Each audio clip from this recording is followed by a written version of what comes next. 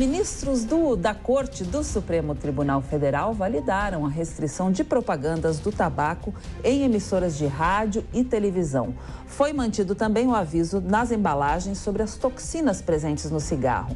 Para falar sobre esse assunto, nós vamos conversar agora com Nicole Soares. Ela é especialista em direito médico. Boa tarde, Nicole. Seja bem-vinda à Jovem Pan News.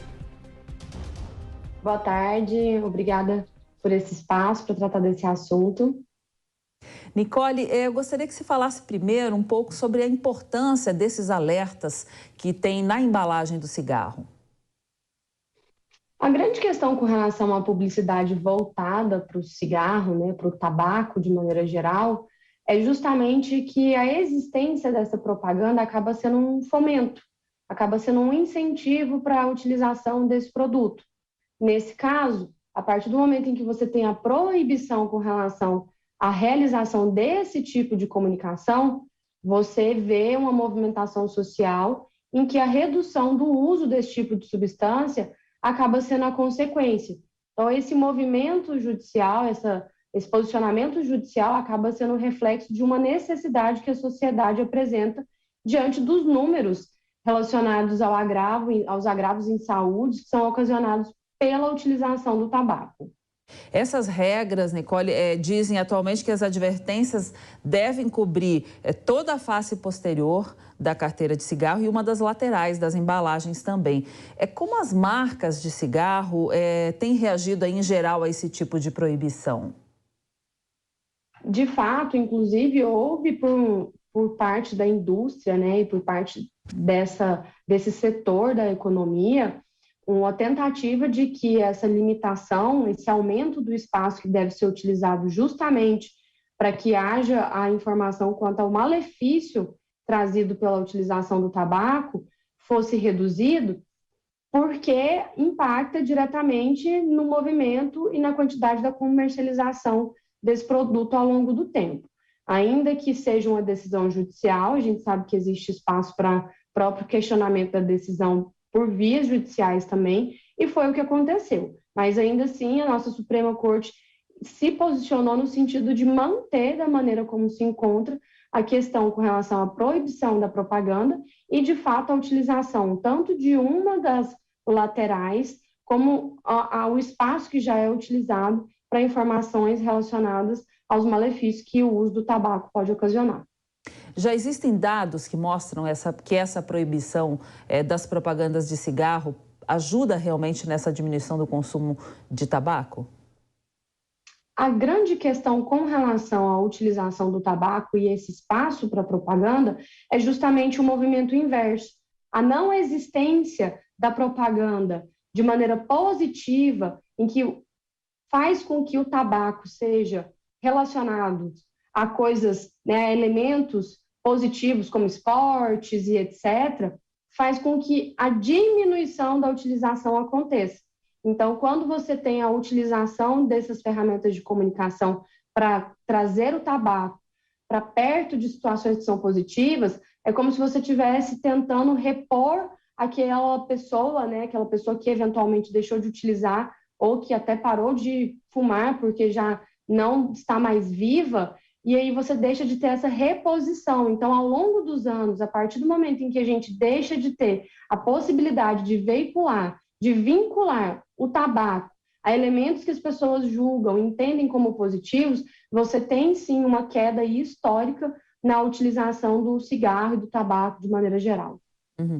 Muita gente já sabe, né, Nicole, mas sempre é bom relembrar aí quais são os males que o cigarro pode causar à saúde das pessoas que fumam e também das que não fumam, mas estão perto de quem fuma.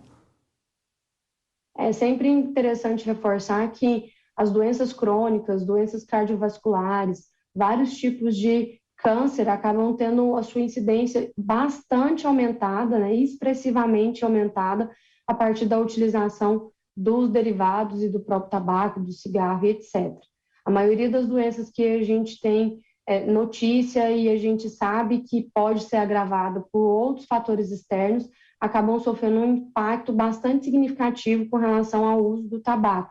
E é sempre lembrar, que está bastante recente a questão da pandemia do coronavírus e que muitas vezes as pessoas que faziam uso de cigarro imediatamente eram consideradas grupo de risco, até pela vulnerabilidade do seu quadro de saúde. Nicole, a Confederação questionou aí essa norma mais recente que proibiu a propaganda visual nos locais de venda e que permitia a exposição desses produtos. Como é feita a venda hoje de cigarro e quem tem acesso a esses locais? Você tem locais específicos em que há comercialização desses produtos, em que precisa haver autorização, e a grande restrição, inclusive, que já existia, mas acaba sendo cada vez mais ajustada e fiscalizada, é o consumo desses itens por pessoas que não têm idade para tal. Então, a verificação e até a disponibilidade desses produtos acaba sendo muito restrita.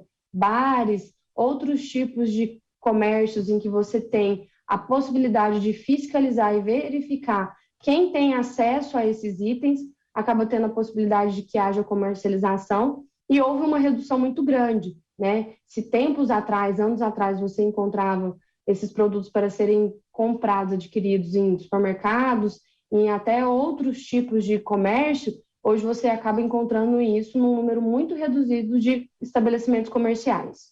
Isso tudo deve tornar, então, mais possível hoje controlar a partir da publicidade do fluxo de venda e o consumo de tabaco. Sim, se a gente puxar aí na nossa memória, para quem tem um pouquinho mais de idade, vai se lembrar que antes a gente tinha cartazes, outdoors, que em filmes, novelas, outros tipos de publicidade, sempre havia a menção de uma marca ou até pessoas, personagens que faziam uso, né? E aquilo ali entrava como uma publicidade, uma propaganda. E hoje a gente já não encontra mais em quase nenhum espaço público, ou praticamente nenhum espaço público, esses itens que relacionam a utilização do tabaco a elementos positivos na nossa realidade. Até mesmo em esportes em que você tinha grandes marcas que eram patrocinadores, na atualidade a gente já não visualiza isso acontecendo. Muito bem, Nicole Soares, especialista em direito médico, falando sobre a restrição da propaganda do tabaco em emissoras de rádio e televisão. Agradeço a sua entrevista aqui na Jovem Pan News. Uma boa tarde, um ótimo sábado para você. Boa tarde e um ótimo final de semana para todos. Obrigada.